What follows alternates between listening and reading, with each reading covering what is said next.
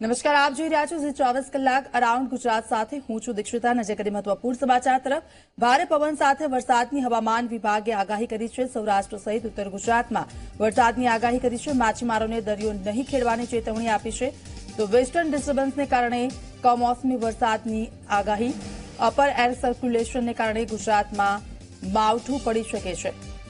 તો western disturbance જે સર્જાયું છે, વેસ્ટર્ન ડિસ્ટર્બન્સને કારણે કમોસમી વરસાદની હવામાન વિભાગ દ્વારા આગાહી કરવામાં આવી છે અને આગાહી પ્રમાણે જ જે ગુજરાતનું હવામાન છે તેમાં અચાનક જ પલટો આવ્યો છે। અનેક જે વિસ્તારો છે તે જગ્યા પર ધીમી ધારે વરસાદ પણ પડ્યો। તો કમોસમી વરસાદને કારણે જે લોકો છે કે જેઓ ઘણા લાંબા સમયથી ગરમીનો ત્રાસ અનુભવી રહ્યા હતા તે લોકોને રાહત મળી છે। सर है राजस्थान में, उसका इंड्यूस्ड इफेक्ट है गुजरात के लिए। और गुजरात रीजन सौराष्ट्र कच्छ में कहीं कहीं जगहों में बारिश होने का संभावना है। और जहाँ पे थंडरस्टॉर्म होगा वहाँ गस्टी विंड भी रहेगी, जैसे 30 to 40 kilometre per hour wind भी रहेगी कुछ क्षण के लिए। जैसे थंडरस्टॉर्म एक्टिविटी होगा तो 2-4 मिनट ऐसे स्ट्रांग विंड भी होने का संभावना है। द्वारका, जूनागढ़, सुरेंद्रनगर, भावनगर, देन कच्छ में होने का संभावना है। नवसारी, तापी और नर्मदा में भी बारिश हो सकती है, छुटपुट बारिश हो सकती है और थंडरस्टॉर्म भी हो सकता है और गस्टी विंड भी चल सकती है। 2 दिन के लिए वार्निंग भी दी गई है और नॉर्थ गुजरात कोस्ट के लिए फिशरमैन वार्निंग भी इशू किया गया है। और टेम्परेचर का थोड़ा सा गिरावट रहेगी 2 to 3 डिग्री सेल्सियस। अभी हीट वेव होने का कोई संभावना नहीं है। આગળ વાત કરીએ દ્વારકાની, તો વેસ્ટર્ન ડિસ્ટર્બન્સને કારણે દરિયામાં તોફાન સર્જાયું છે। દરિયામાં ઉછળ્યા 5 ફૂટ જેટલા ઊંચા મોજા। માછીમારોની 2 બોટ મળી આવી છે। 7 માછીમાર બચીને કાંઠે આવી ગયા છે। એક માછીમાર યુવાનની શોધખોળ શરૂ કરવામાં આવી છે। ફિશરીઝ અને મરીન પોલીસ હથકંડમાં આવી છે। તો દ્વારકા દરિયા કિનારાના દ્રશ્યો છે। માછીમારોની 2 બોટ મળી આવી છે। 7 માછીમાર બચીને કાંઠે આવ્યા છે। એક યુવકની શોધખોળ હાથ ધરવામાં આવી છે। ફિશરીઝ અને મરીન પોલીસ હરકતમાં આવી છે।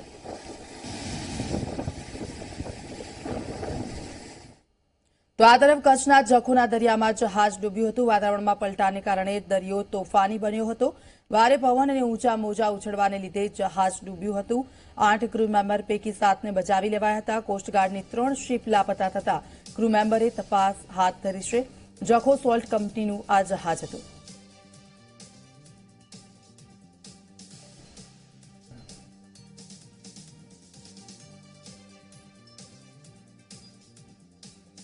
તો કચ્છના વાતાવરણમાં અચાનક પલટો। ભુજમાં ડમરી ઉડતા વાતાવરણમાં ધૂંધળું જોવા આવી રહ્યું છે। મોટાભાગના વિસ્તારોમાં વાદળછાયું વાતાવરણ જોવા મળી રહ્યું છે। વેસ્ટર્ન ડિસ્ટર્બન્સની અસર અલગ અલગ વિસ્તારોમાં જોવા મળી રહી છે। કચ્છના ભુજમાં પણ વેસ્ટર્ન ડિસ્ટર્બન્સને કારણે હવામાનમાં ફેરફાર થયા હતા। વાતાવરણમાં અચાનક પલટો આવ્યો હતો અને જે રીતે ધૂળની ડમરીઓ ઉડી રહી છે, વાહન ચાલકોને મુશ્કેલીનો સામનો કરવો પડ્યો।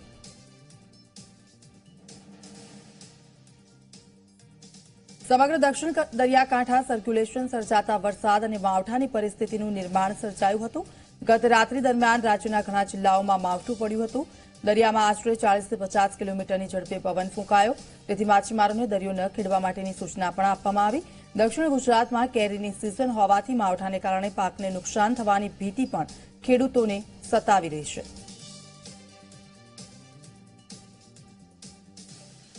સમગ્ર દક્ષિણ ગુજરાતમાં હવામાને પલટો લીધો છે। ક્યાંક માવઠાની પરિસ્થિતિ છે તો ક્યાંક વાદળિયા વાતાવરણની પરિસ્થિતિ છે।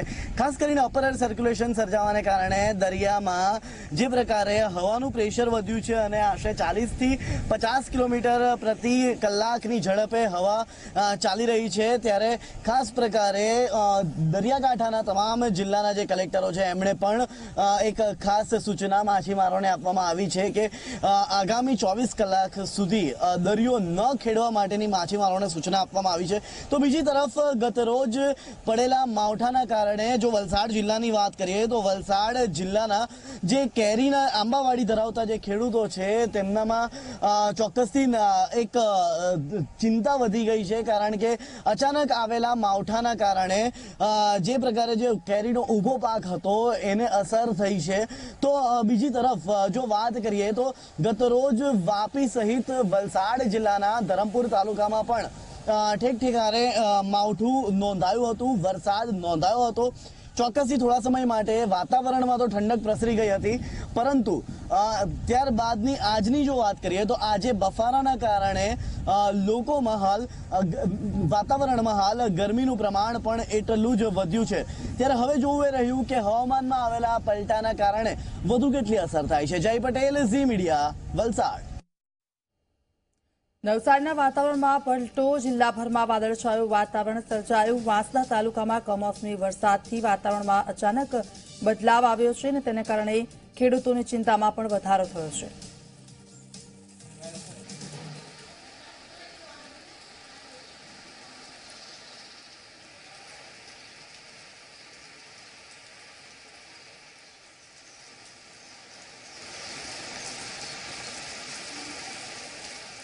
તો બીજી બાજુ તાપીના સોનગઢ સહિતના વાતાવરણમાં પલટો આવ્યો છે. વહેલી સવારથી જ આખા વિસ્તારમાં વાદળછાયું વાતાવરણ સર્જાયું. રવિવારે મોડી રાત્રે પણ વ્યારા, ડોલવણ અને વાલોડમાં વરસાદી છાંટા પડ્યા હતા. આજે ફરી સોનગઢમાં વરસાદી વાતાવરણ ઊભું થતા તમામ ખેડૂતો ચિંતામાં મુકાયા છે.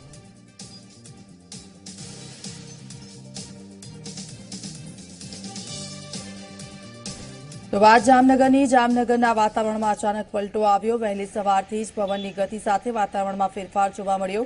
પવનની ગતિના કારણે વાહન ચાલકોને પણ પરેશાની થઈ હતી. હાલ ઠંડા પવનોના કારણે ગરમીથી લોકોને રાહત મળી છે.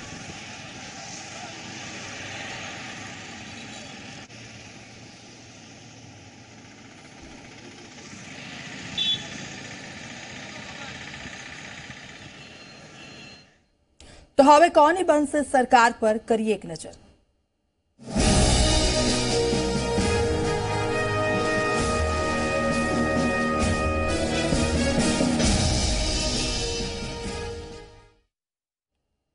રાફેલના મામલા પર પ્રધાનમંત્રી નરેન્દ્ર મોદી પર પ્રહાર કરનારા કોંગ્રેસના અધ્યક્ષ રાહુલ ગાંધીની મુશ્કેલીમાં વધારો થઈ શકે છે. ચોકીદાર ચોરહેના નિવેદન પર સુપ્રીમ કોર્ટે રાહુલ ગાંધીને નોટિસ ફટકારી છે. રાહુલ ગાંધી સામે કોર્ટની અવમાનના કરના બદલ નોટિસ ફટકારવામાં આવી છે. આ મામલાની આગામી સુનાવણી 23 એપ્રિલે થશે. ત્યાં સુધી રાહુલ ગાંધીએ પોતાનો જવાબ આપવાનો રહેશે. ભાજપના નેતા મીનાક્ષી લેખીએ સુપ્રીમ કોર્ટમાં રાહુલ ગાંધી સામે અરજી દાખલ કરી છે. સોમવારે આ મામલાના સુનાવણી થઈ શકે છે. આ દરમિયાન ચીફ જસ્ટિસ રંજન ગોગોઈએ માન્યું છે કે અમે આ નિવેદન ક્યારેય આપ્યું નથી. અમે આ મામલે સ્પષ્ટતા માંગીશું. કોર્ટે કહ્યું કે અમે એ સ્પષ્ટ કરવા માંગીએ છીએ કે જે પણ વિચાર કોર્ટને લઈને મીડિયામાં કહેવામાં આવ્યા છે તે સંપૂર્ણ રીતે ખોટા છે. આ મામલાની સંપૂર્ણ જાણકારીને લઈને અમે સ્પષ્ટતા માંગીએ છીએ. અમને આશા છે કે રાહુલ ગાંધી આ નિવેદન પર પોતાની સ્પષ્ટતા આપશે.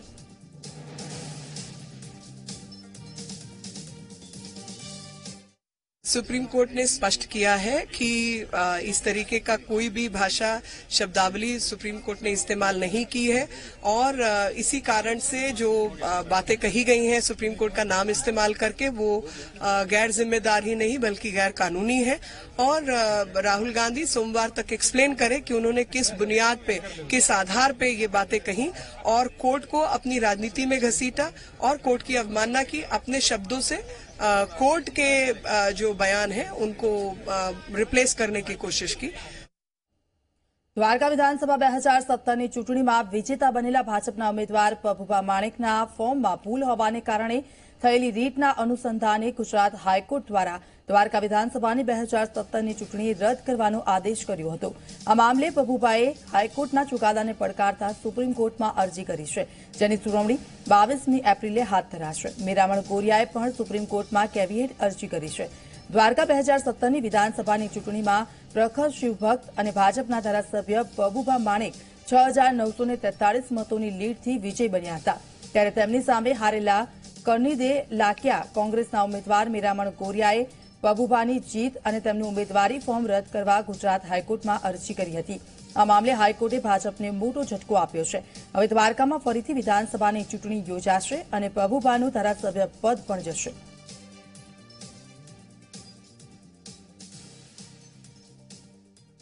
ભાજપના રાષ્ટ્રીય અધ્યક્ષ અમિત શાહે ગુજરાત મુલાકાતના બીજા દિવસે ગીર સોમનાથના કોડીનારની મુલાકાત લીધી, જેમાં તેમણે જાહેર સભાને સંબોધિત કરી।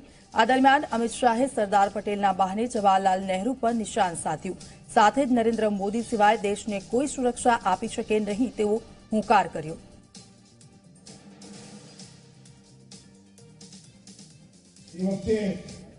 હૈદરાબાદ, જૂનાગઢ અને કાશ્મીર આ ત્રણ જગ્યાએ પ્રશ્નો ચાલતા હતા। હૈદરાબાદ અને જૂનાગઢ સરદાર સાહેબે સંભાળ્યા અને કાશ્મીર જવાહરલાલ નહેરુએ સંભાળ્યું। હૈદરાબાદ અને જૂનાગઢની અંદર કોઈ સવાલ નથી। આજે ભારતની અંદર એક રસ થઈ ગયા। કાશ્મીરની અંદર આજે પણ પ્રશ્નો ઉભા રહ્યા છે। આ બતાવે છે સરદાર સાહેબ અને જવાહરલાલ નહેરુની કામની પદ્ધતિમાં શું ફરક છે। આ કોંગ્રેસ પાર્ટી કે જેમની જોડે વાતચીત કરે, અરે રાહુલ બાબા, તમારે એમની જોડે આતંકવાદીઓ જોડે ઈલું કરવું હોય તો કરો। આ તો ભારતીય જનતા પાર્ટી અને નરેન્દ્ર મોદીની સરકાર છે। અમારી નીતિ અફળ છે। પાકિસ્તાનથી ગોળી ચાલશે, અહીંયા એનો જવાબ તોપના ઘોડાથી આપવામાં આવશે। ઈટનો જવાબ એટલું બહુ થઈ ગયું। હવે આતંકવાદને સહન ના કરી શકે અને નરેન્દ્ર મોદી સિવાય આ દેશને કોઈ સુરક્ષા આપી શકે એમ નથી। આગળ વાત કરીએ તો સુરતના આંગડિયા પેઢી અને ડાયમંડ એસોસિએશનની મીટિંગ શરૂ થઈ ગઈ છે। આંગડિયા પેઢીના માલિકો વેકેશન પડવાના મૂડમાં છે। વેકેશનથી હીરા ઉદ્યોગને કરોડોના નુકસાનની ભીતિ પણ સતાવી રહી છે। આંગડિયા પેઢીના માલિકોને મનાવવાના પ્રયાસો સતત આ મીટિંગમાં હાથ ધરવામાં આવી રહ્યા છે।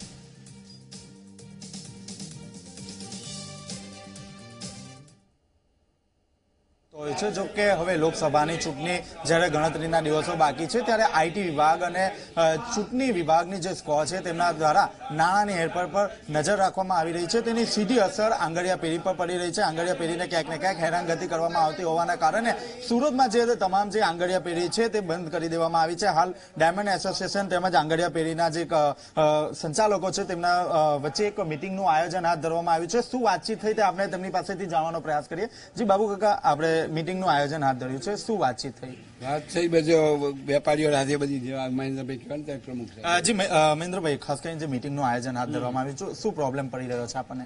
અત્યારે રસ્તામાં આવવા જવામાં માણસોની થોડી ડર લાગે છે અને જે હાલ ચૂંટણીના આદેશ પ્રમાણે જે કામ કરીએ છીએ પણ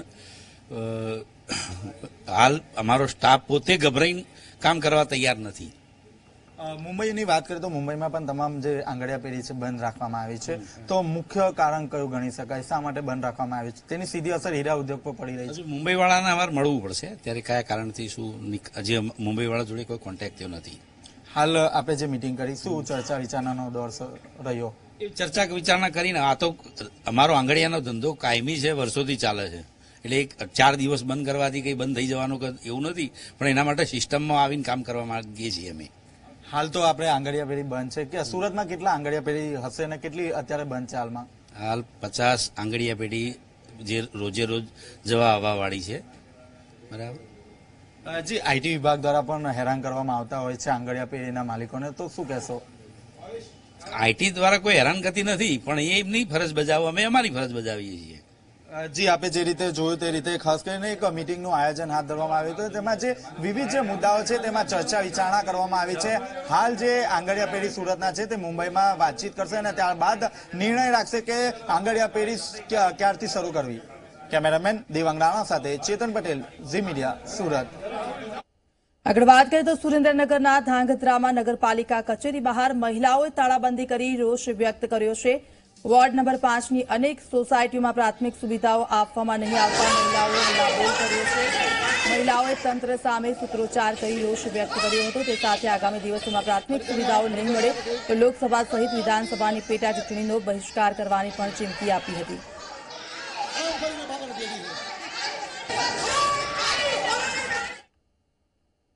સમય થયો છે એક બ્રેકનો, રોકાય છે એક બ્રેક માટે। આપ જોતા રહો ઝી 24 કલાક।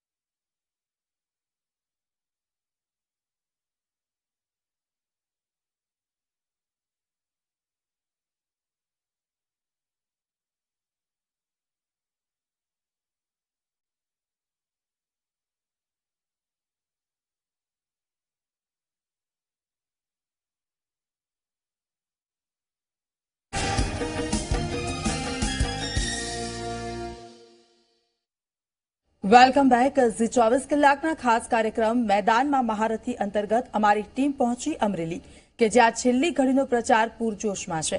ત્યારે કોંગ્રેસના જાયન્ટ કિલર કહેવાતા પરેશ ધાનાણી આ વખતે અમરેલીમાં પોતાનો ગઢ બચાવી શકશે કે કેમ? અમરેલીમાં રાજકીય ગરમાવા વચ્ચે આકાશમાંથી સૂર્યદેવનો પ્રકોપ પણ વરસી રહ્યો છે. ત્યારે કોંગ્રેસના ઉમેદવાર પરેશ ધાનાણી કેવી રીતે છે તૈયાર, આવો જોઈએ મેદાનમાં મહારથીમાં.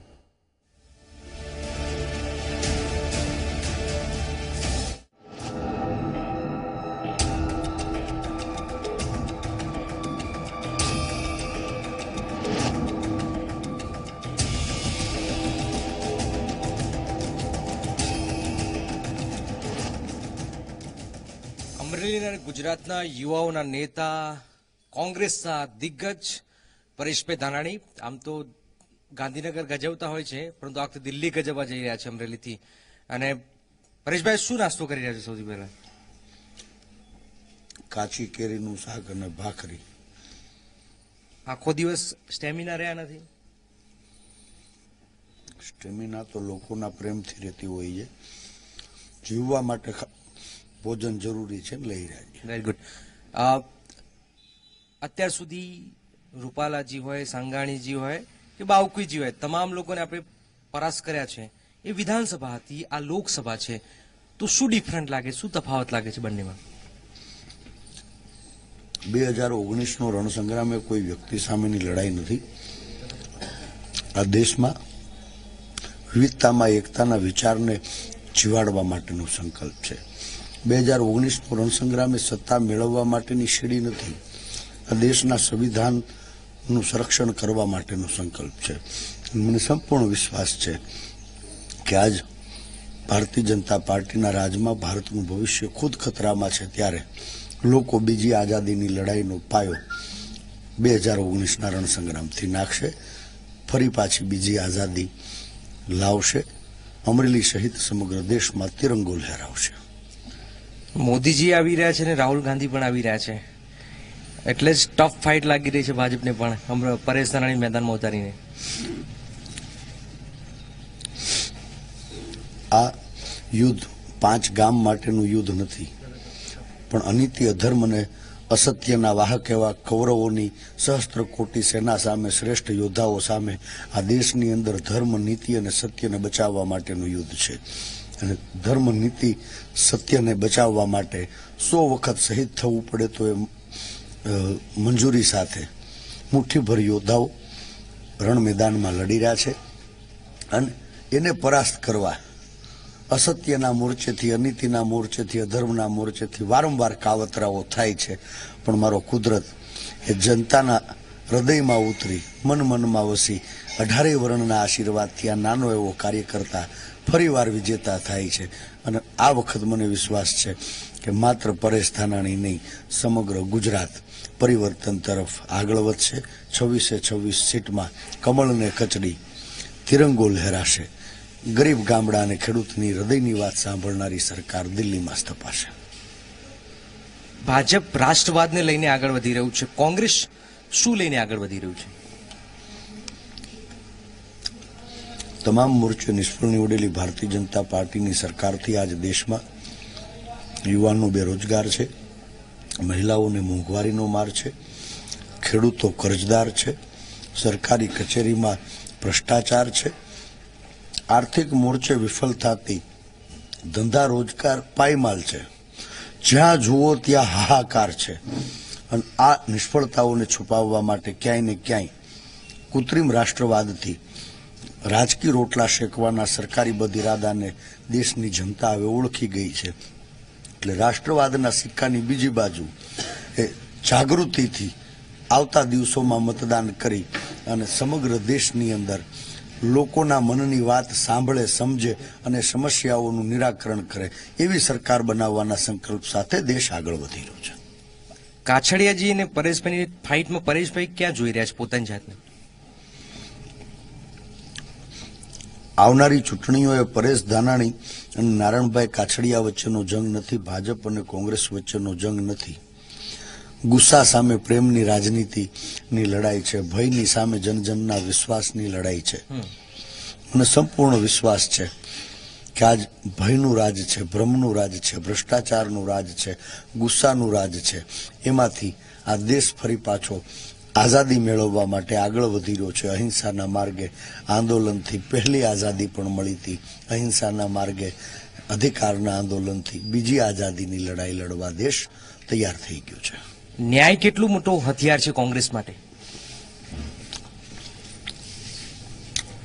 લોકશાહીને બચાવવા માટે ન્યાય એક પાયો છે અને ન્યાયના પાયા ઉપર જ આ દેશ સલામત રહ્યો છે. સામાન્ય માણસ સમસ્યાઓને લઈને સરકારી કચેરીએ જાય, ત્યાંની ફરિયાદો લઈને નેતાઓ પાસે આવે અને ત્યાં પણ ઉકેલ ન જડે તો સરકારના પગથિયા ચડે. સરકાર જ્યારે સામાન્ય માણસથી મોઢું ફેરવે તો ન્યાય એકમાત્ર આ દેશની જનતાનું શ્રેષ્ઠ હથિયાર હતું. કમનસીબે વીતેલા વર્ષોમાં ભારતીય જનતા પાર્ટીના રાજની અંદર કાયદાના કઠેરામાં ન્યાય ખુદ થરથર કાપી રહ્યો છે. ભારતીય જનતા પાર્ટી ગરીબો ઉપર સર્જિકલ સ્ટ્રાઇક કરી રહી હતી ત્યારે ભારતીય રાષ્ટ્રીય કોંગ્રેસ આ દેશના ગરીબ માણસને, આર્થિક ઓછી આવકવાળા પરિવારોને ન્યાયથી, ન્યૂનતમ આયના અધિકારથી, ઓછામાં ઓછી આવકના અધિકારથી દર વર્ષે 72,000 રૂપિયા આપી અને સામાન્ય માણસ એના ઘરે સ્વાભિમાનનો રોટલો ખાય, એનો છોકરો શિક્ષણની ફી ભરી ભણી ગણી અને ક્યાંક ડોક્ટર, એન્જિનિયર કે વકીલ બનવાના સપના જોતો થાય, એની ચિંતા કોંગ્રેસ પક્ષ કરી રહી છે. મને સંપૂર્ણ વિશ્વાસ છે કે આ દેશનું સંવિધાન અને કોંગ્રેસે સિક્કાની બે બાજુ છે ત્યારે સંવિધાને પણ દેશની જનતાને ન્યાય આપ્યો છે અને કોંગ્રેસ પણ આવતા દિવસોમાં સરકાર બનાવશે, દેશના આર્થિક રીતે પછાત પરિવારોને ન્યાય અપાવશે. એક સવાલ, અમરેલીમાં એક ટૂંકું લાસ્ટમાં કેટલા વોટથી જીતી રહ્યા છો? લોકશાહીની અંદર જનતાની અદાલત સર્વોપરી છે. મને સંપૂર્ણ વિશ્વાસ છે કે અમરેલી સંસદીય મત વિસ્તારના લોકોએ, ગુજરાતના લોકોએ હવે સત્તા પરિવર્તનનું નેતૃત્વ લેવા મન બનાવી લીધું છે ત્યારે લોકોના હૃદય સુધી પહોંચવામાં અમે સફળ થયા છીએ. લોકો મતદાન કરતા પહેલા હૃદય ઉપર હાથ રાખશે, સત્તામાં બેઠેલા લોકોને પોતાની સમસ્યાઓ લઈને સવાલ કરશે અને ભાજપના મિત્રો એનો જવાબ નહીં આપી શકે તો 23મી તારીખે કમળને કચડી નાખશે.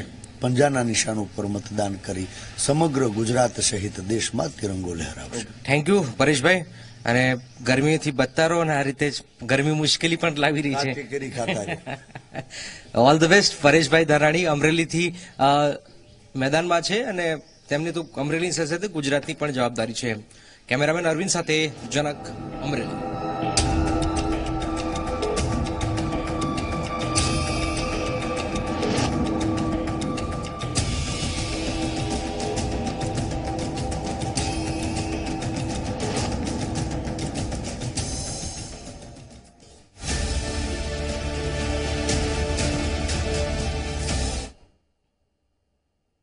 લોકસભા ચૂંટણીનું પ્રથમ તબક્કાનું મતદાન પૂર્ણ થયા બાદ હવે ગુજરાતમાં આગામી તબક્કાના મતદાન માટે તડામાર તૈયારીઓ ચાલી રહી છે. મતદારો બહોળા પ્રમાણમાં મતદાન કરે તે માટે વહીવટી તંત્ર તમામ પ્રયાસો કરી રહ્યું છે. મતદાન જાગૃતિ માટે કેટલાક પ્રોગ્રામ પણ ગોઠવવામાં આવ્યા છે. વડોદરામાં 2 કલાકારોએ એક કલાકૃતિ તૈયાર કરી છે. કલાકારોએ 543 જેટલી ખુરશીઓની મિની પ્રતિકૃતિ બનાવી છે. તો બીજી તરફ તમામ ધર્મના અને સંસ્કૃતિના લોકો સમૂહમાં ખુરશી લઈને આવતા હોય તેવી પ્રતિકૃતિ દર્શાવવામાં આવી છે. મતદારો પોતાના મતનું મહત્વ સમજે તે માટે આ કલાકારોએ છેલ્લા 6 મહિનાથી અથાગ પરિશ્રમ કર્યો છે. આર્ટ ઇન્સ્ટોલેશનની મુલાકાતે આવનાર મુલાકાતીઓમાં પણ આર્ટવર્કને લઈને ભારે ઉત્સાહ જોવા મળી રહ્યો છે. મુલાકાતી મતદાનનું મહત્વ સમજી શકે તે માટે ઓડિયો ઇફેક્ટ દ્વારા સમય કવિતા પણ સંભળાવે છે અને ચૂંટણી એ એક બદલાવનો ગાળો છે તેવી સૂચિત શિખામણ પણ આપે છે. હાલ તો વડોદરાના અલકાપુરીમાં આવેલ સર્જન આર્ટ ગેલેરીમાં બનાવેલ આ આર્ટ ઇન્સ્ટોલેશનની મુલાકાતે શહેરીજનો મોટી સંખ્યામાં આવી રહ્યા છે.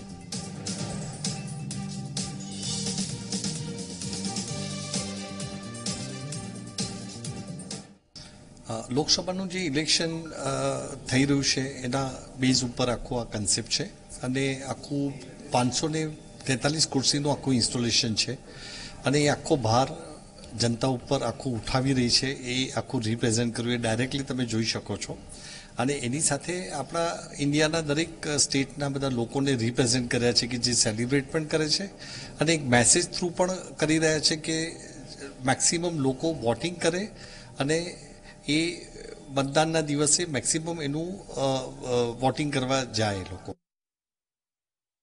આને જોઈને એવું લાગે છે કે વાતને બહુ સીધી રીતે સમજાવાઈ છે કે મતદાન કેમ કરવું એનું એકદમ સામે જ રીઝન ખબર પડી રહી છે. ઘણા લોકો શું મતદાન કોઈના કહેવા પર કરી દેતા હોય છે કે વોટ આપવો જોઈએ અને આને આપવો જોઈએ, જઈને આપી દે.